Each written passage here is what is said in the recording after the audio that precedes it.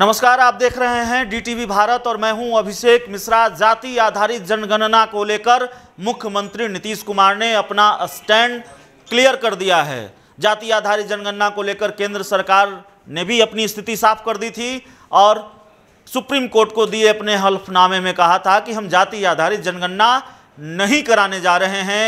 जैसे ही केंद्र की तरफ से सस्पेंस क्लियर किया गया, एक के बाद एक सिलसिलेवार तरीके से कई सवाल खड़े होते गए और बिहार की राजनीति से जुड़े कई सवाल भी खड़े होते गए। उन सवालों के जवाब तलाशने की कोशिश हम लगातार करते रहे और उन सवालों के जवाब जरूरी भी हैं, जरूरी भी थे, क्योंकि ये पहले से अंदेशा था कि जाति आधारित जनगणना को लेकर बिहार की राजनीति का घटनाक्रम जिस तरीके से बदल रहा है, बदलता रहा है, बिहार की राजनीति पर उसका व्यापक असर होगा, असर होना शुरू हो गया है। कल तक तस्वीर साफ नहीं थी, तस्वीर थोड़ी और साफ हुई है और कल जब हम आपसे बात कर रहे थे अपने डिजिटल प्लेटफॉर्म पर, तब हमने आपसे कहा था कि 8 अक्टूबर तक इंतजार कीजिए।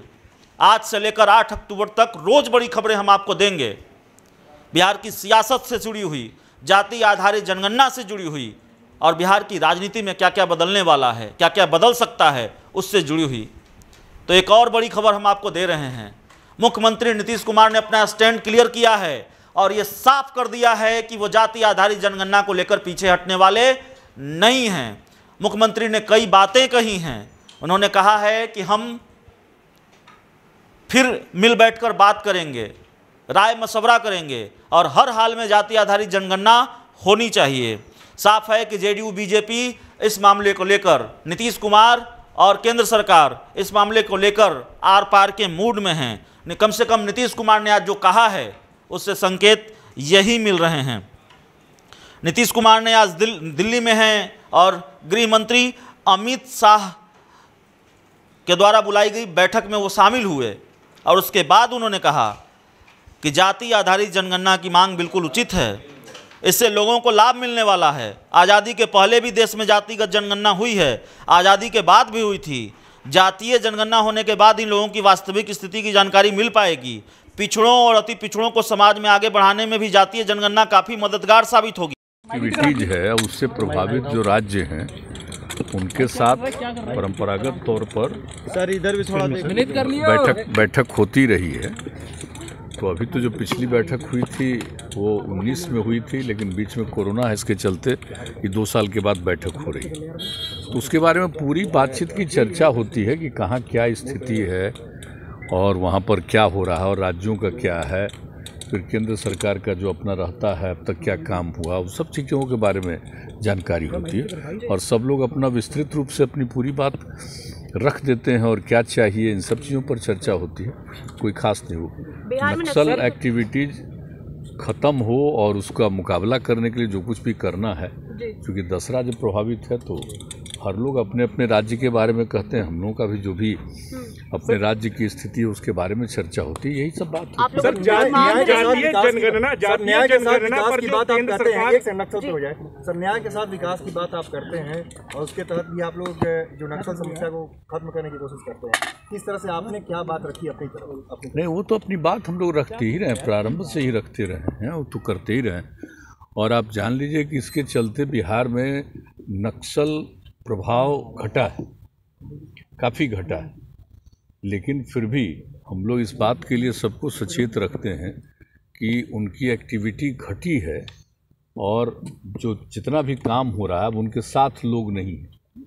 तो लोगों के विकास के लिए, लोगों को आगे बढ़ाने के लिए काम किया जाएगा, तभी तो है कि कोई उसके पीछे नहीं जाएंगे। तो ये तो हम लोगों ने प्रारंभ से ही किया है, जब से काम करने का मौका मिला है 5 में 6 से ही 2006 से ही हम लोगों ने इस पर किया है और फिर केंद्र सरकार की तरफ से भी कई काम किए गए। तो उसके चलते हम लोगों के यहाँ स्थिति पहले की तुलना में बेहतर हुई है, लेकिन इसको लेकर के निश्चिंत होने वाली बात नहीं। सर जातीय जनगणना की मांग को केंद्र सरकार ने ठुकरा दिया है। सर जातीय जनगणना की मांग को केंद्र सरकार ने ठुकरा दिया। सरकार ने जानकारी दी है कि सरकार नहीं करवाएगी जातीय जनगणना। आप लोगों ने मांग की थी, क्या निराश हुए हैं आप इस बात से? देखिए, जो जातीय जनगणना की बात हम लोगों ने कही है वो बिल्कुल उचित कहा है और उसका तर्क है और उसके बारे में उसका जो लाभ सबको मिलने वाला है, इन सब चीज़ों की हम लोगों ने चर्चा की है। और आज़ादी के पहले जातिगत जनगणना थी, आज़ादी के बाद नहीं थी। हम लोग शुरू से कह रहे हैं कि जातिगत जनगणना होनी चाहिए, और जब जाति जनगणना होगी तभी लोगों के बारे में पूरी स्थिति जानकारी होगी। तो इसके बारे में और हर जात के बारे में गणना हो जानी चाहिए। तो अगर हो जाती है तो उसके बाद फिर कौन पीछे है उसको आगे करने के लिए आप और बेहतर निर्णय ले सकते हैं। तो इसके चलते इसकी ज़रूरत है, और ये हम लोगों ने शुरू से ही कहा है। अब पिछली बार जो 2011 की बात थी तो उन लोगों ने तो अलग किया ना, सोशियो इकोनॉमिक कास्ट सेंसस किया, वो जातिगत जनगणना नहीं थी। वो जातिगत जनगणना के बाद उसके अलावे इन लोगों ने एक सोशियो इकोनॉमिक कास्ट सेंसस की बात शुरू की, तो उसमें ठीक से नहीं हुआ। अब वो ठीक नहीं निकला, वो प्रकाशित भी नहीं हुआ, और पता चला कि इसके बारे में सब कुछ नहीं। या अभी कहा जा रहा है कि इतना लाख हो गया। अरे भाई, तब किसी से पूछेगा और किस ढंग से पूछेगा, ये सब चीज़ तो पहले न तय करना चाहिए। वही कह रहे हैं, जातिगत जनगणना अगर होगी तो वो ठीक से होगा और उसके लिए सब चीज़ें तय रहती हैं। अब जैसे हम लोग का भी सुझाव है, अब करिएगा, कहीं भी करिएगा तो हर घर में ना सर्वे करते हैं भाई, हर घर से ना पूछते हैं कि कितनी आबादी है, क्या है। जब आप उनसे पूछिएगा जाति के बारे में, तो जाति और उपजाति, ऐसी कोई जाति है जिसको अनेक उपजातियां नहीं है? तो कोई अपनी उपजाति ही बोल देता है। तो वो तो अगल बगल सब जगह होता है, उनकी ट्रेनिंग होगी, उपजाति के साथ जाति को जोड़ेंगे। तो हम लोगों ने शुरू से कहा कि ये देखना पड़ेगा कि भाई कौन है, कोई जाति होगी, उपजाति होगी, सबको मेंशन करिए। तो इसको किया जाएगा तो बहुत ठीक ढंग से आ जाएगा।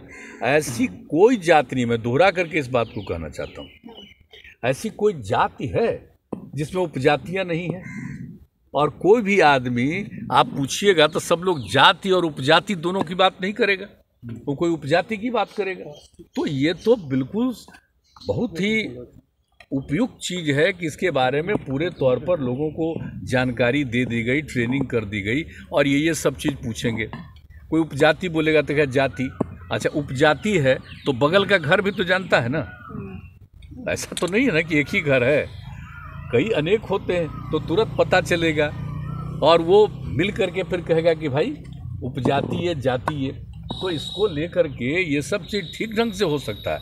ये कोई कहे कि जो पिछली बार सोशियो इकोनॉमिक कास्ट सेंसस का रिपोर्ट ठीक नहीं है, इसका मतलब जातिगत जनगणना नहीं हो सकती है, ये बात उचित नहीं। सरकार ने मना कर दिया सर। हम इसको इसको कतई सही नहीं मानते हैं। हम लोगों ने बिहार के सारे पार्टी के लोग, 10 पार्टी के लोग एकजुट होकर के, और आप जानते हैं बिहार में पहले से भी विधानसभा विधान परिषद में सर्वसम्मति से प्रस्ताव पारित है, और इसलिए इस बार एक बार आकर के हम लोगों ने मिलकर के अपनी बात रखी है, अनुरोध किया। अब ये जो कोर्ट का मामला है, सोशियो इकोनॉमिक कास्ट सेंसस से संबंधित मामला, अब उसके सिलसिले में सारी बातें आई है, तो इसका उससे कोई संबंध नहीं है। हम तो यही आग्रह करेंगे कि इस चीज़ पर ठीक ढंग से विचार करके, पुनर्विचार करके जिसको जातिगत जनगणना कराया जाए, हम लोग तो यही चाहेंगे। और रही बात आप कहिएगा राज्य में, तो हम लोग राज्य में फिर सब पार्टी के लोगों के साथ बातचीत करेंगे, हम लोग बैठेंगे और क्या करना चाहिए इसके बारे में हम लोगों ने तो मिल दिया, तभी फिर बात करेंगे आपस में। हम लोग तो मिल करके अपनी पूरी बात कह दी है, और ऐसा नहीं जो पत्र लिखे थे उस पत्र में ही इन बातों की चर्चा कर चुके हैं, और मिल करके भी सभी लोगों ने अपनी बात रख दी है। और उसके बाद भी आप लोगों ने भी पूछा है तो हम लोगों ने सारी बात बता दी है। इसलिए हम लोगों का जो विचार है वो ऐसा नहीं है कि सार्वजनिक रूप से नोन नहीं, हर किसी को मालूम है कि हम लोगों की इच्छा क्या है और आधार क्या बताते हैं। तो ये हो जाएगा तो ये देश के हित में है, देश के विकास में इससे ज़्यादा सहूलियत होगी। अगर नहीं होता है सर, क्या जेडीयू सरकार ठीक नहीं है? ये देखिए, ये सब बात तो अभी कहने का कोई तुक नहीं है, अभी तो इसके बारे में अभी आया है। हम लोग पुनः इस बात को लेकर के फिर आपस में बैठ करके बातचीत करेंगे, सभी दल के लोगों से चर्चा करेंगे क्या करना चाहिए आगे, फिर इसके बारे में फिर बातचीत पे भी कोई अंडरस्टैंडिंग बनाने की तैयारी है, क्योंकि अभी हेमंत सोरेन भी जा रहे हैं मिलने के लिए इसी मुद्दे को लेके, गृह मंत्री से। देखिए, तो ये तो बता रहे हैं कि आप ठीक से गौर करिएगा तो आप देखिएगा कि सभी राज्यों में ये बात हो रही है। अब ऐसा नहीं है कि सिर्फ बिहार में सभी पार्टी के लोग कह रहे हैं। सीएम ने बताया कि ऐसा कहा जा रहा है कि 2011 में हुई जनगणना में कुछ गड़बड़ियां भी हुई थी। जब लोगों से उनकी जाति के बारे में पूछा गया तो कईयों ने अपनी उपजाति बता दी थी। ऐसे में जरूरत थी उपजाति को जाति से जोड़ने की। और तमाम तरह की बातें मुख्यमंत्री नीतीश कुमार ने कही है। सीएम ने साफ कर दिया है कि जाति आधारित जनगणना होनी चाहिए। वो एक बार फिर सभी दलों से मिलकर बातचीत करेंगे और केंद्र सरकार को अपना रुख और स्पष्ट करना चाहिए। केंद्र सरकार को जाति आधारित जनगणना करानी चाहिए। तो सीएम नीतीश कुमार के बयान से ये साफ है कि जेडीयू आर पार के मूड में फिलहाल है। मुख्यमंत्री नीतीश कुमार हर हाल में जाति आधारित जनगणना चाहते हैं। दूसरी तरफ कल विपक्ष सड़क पर उतरने वाला है। तो ऐसे में देखना होगा कि बिहार की राजनीति में आगे क्या क्या बदलने जा रहा है। इस पूरी खबर में इतना ही, इस पूरी रिपोर्ट में इतना ही। बहुत बहुत धन्यवाद।